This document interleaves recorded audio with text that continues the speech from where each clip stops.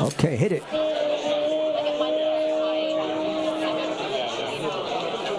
Ladies and gentlemen, please put your hands together and make some noise for Professor Glenn Loury. The reason for this disproportion in black crime is racism. Didn't you know that? I mean, when I see a disproportion between white and black people in behavior or achievement, what I see is racism. Last time I checked, that was the wisest way for an enlightened person to think about these things, that rises above all the possible biases that we might have. And so these young men are doing these things because we live in a racist society where they have no choice. Didn't you know that, Glenn? Just trying to remind you of the truth. I don't take any pleasure, in broaching this issue. I'm just trying to be faithful to the forum and to what it is that we do when we talk. No, you realize I'm kidding. No, that's complete bullshit. I mean, come on, that's bullshit. You took a pistol and fired it out the window of your car driving past a gang rival and ended up killing a little 6-year-old sitting on her auntie's lap. Because of racism? Nobody believes that. He didn't have a dad. He didn't have a dad. Oh, and that's due to racism? Don't shoot that gun out the window. The fact that his father was irresponsible and wouldn't take care of his own children is due to racism? Come on. Nobody believes that. The war on drugs was instituted partly because of racism, and that's probably what sent his dad up the river. Okay, I mean, I have heard that argument, but it's just complete BS, man. Come on, no, you guys can tell us. We can take some questions at the end whether or not this is crazy. I don't think anybody believes it. And now here we hit this point, but I think it's an important point. Is the guy who Omar does this. It's this character that we've created. Is Omar evil for shooting that gun out the window, or has Omar grown up watching people do that and thinks it's the only way to prove his masculinity? And now I'm not kidding. In Omar's head, that's all he knows. I can't hate Omar. I just think it's a shame that Omar has grown up somewhere where that's a norm. I don't hate him. I'm mad as hell at him, and I'm prepared to judge his behavior as contemptible. And there may be reasons why he has behaved in that way, and I'm not sure your story exhausts the list of what those reasons might be. But if we can't hold people accountable for their behavior, we have no civilization at the end of the day. If we can't make judgments, Omar fires his pistol, the bullet goes through the brain of that 6-year-old. She's now dead. That was an evil act. That was that's a misshapen human being who committed that act, and that act has to be judged. And the fact that his dad abandoned him, everybody's got a story. The racist guy that walked into that market in Buffalo and murdered those people has a story. I'm not going to let that story obscure my clarity about the evilness of that act. Likewise, Omar. There is, well, a lot of things bother me, but one thing that bothers me a lot is that, and this is a non-black thing. This is me caricaturing white people a little bit, and I'm sorry, but the idea that if you are an educated white person, you're supposed to see these obvious discrepancies, these obvious evils, and the clear, strong tendency for things like this to be black American men. Some Latinos, essentially no Asians, a trickle of whites do these sorts of things, for example, in New York every year. Any idiot can see it. The fact that the educated white person looks over your shoulder and shakes their head and thinks, well, and they're thinking it's racism of some kind, and everybody knows that doesn't make sense, but you can't address it. And then you move on and you start talking about Breaking Bad or something like that. You can't address it. To be a black person in that situation and to be the kind of black person who does not pretend to think that it's racism is so uncomfortable. I always think to myself, especially if they don't know me and they know my positions, do they think that I think it's racism and that therefore I can't engage with reality? But then I think to myself, this is a birthday party or something. I don't want to talk about this. And so we move on, and we talk about hacks and, whatever else because we're finished watching Breaking Bad. And it really is a drag. I wish we could have more productive conversations about this. For example, why does Omar do it? I wish there were an honest level we could all talk on, but we can't. That's the nature of being at certain gatherings to me.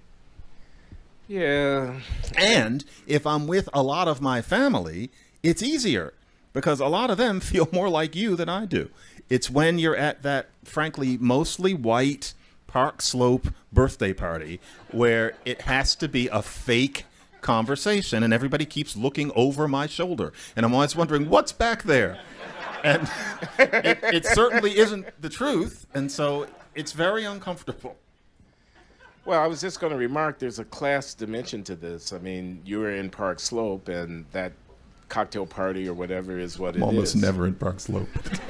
But yeah, but if you're in a church basement in the hardcore inner city neighborhood where a lot of people have lost their kids to this kind of thing, I think the conversation is going to be different. It's going to be different. I once interviewed Mr. C and his acolytes of the Rose Street Community Center in Baltimore. He's a black guy in the hood, an older guy who has devoted his life to trying to help, young people deal with the situations and avoid the temptations and whatnot. They got jobs over at Johns Hopkins. They're hiring people. You guys ought to go over there.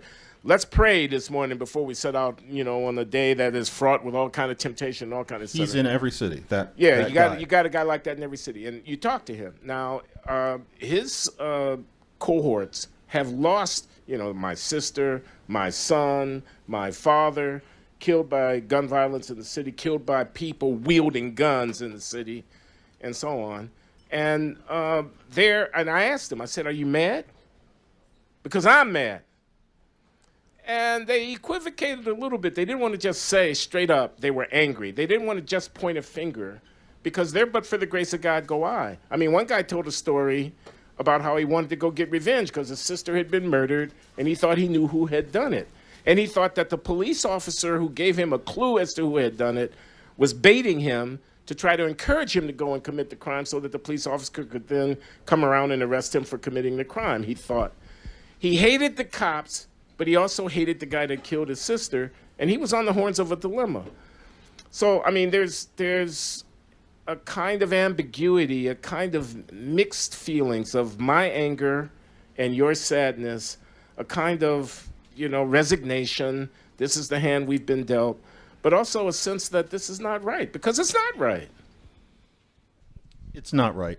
And actually, Ian's book is about using family and education and focus on entrepreneurship. He has an acronym, and I just gave religion. I just gave you FEE, and I was leaving out the R. R is for religion. I was going to get to it at the end. I wasn't going to make it fear, and so it's family, religion. You see, I read this book very quickly, but it was very good. Education and entrepreneurship, and the idea is, it's funny. You and I apparently, if you look on the Twitter, we deny that racism exists, or a certain kind of person says we underplay it.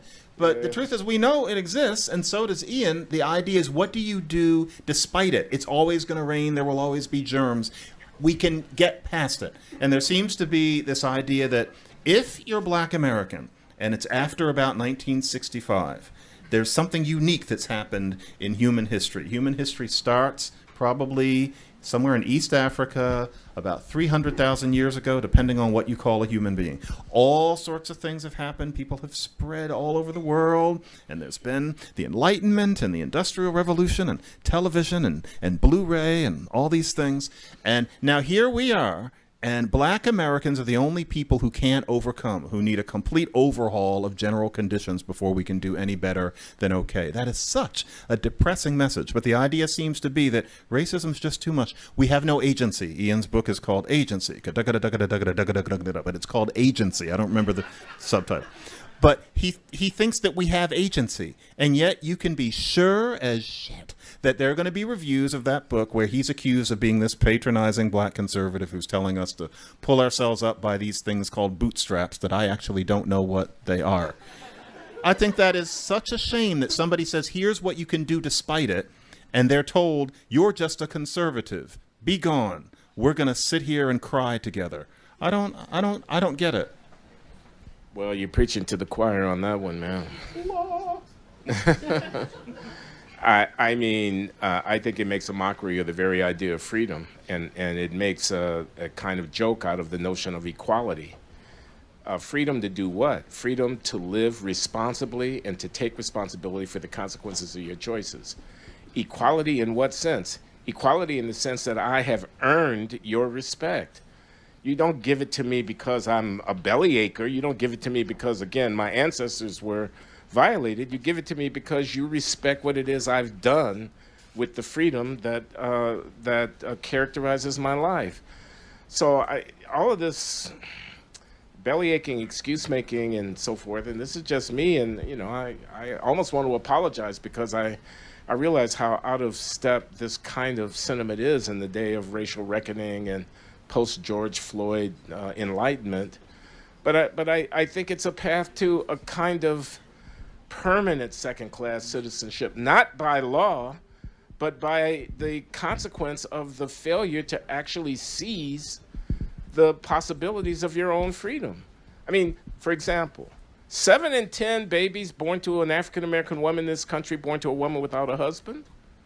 How's that healthy? How does that lay the groundwork for a prosperous and flourishing subsequent generation? We don't need fathers? No, I can't say that because, well, the feminists won't let me say it. You feminist won't let me say it because it lionizes fatherhood in the family, because it's 1950s. Yeah, I'm in my 70s. I was born in 1948. I actually think the nuclear family is a mainstay in the foundation of our civilization. I think some of this violence that you're seeing amongst these young men is a consequence of the collapse of the institution of the family. I think that's something to be lamented. I think it's something that a free people, a free, self-respecting African-American people could direct our attention to. Not the government, not reparations, but we seizing the imperatives of our own freedom. That's what I think. But given that the tenor of the times is exactly the opposite of what I'm saying, I'm in despair. I don't think the future holds much prospect of an improvement in this situation.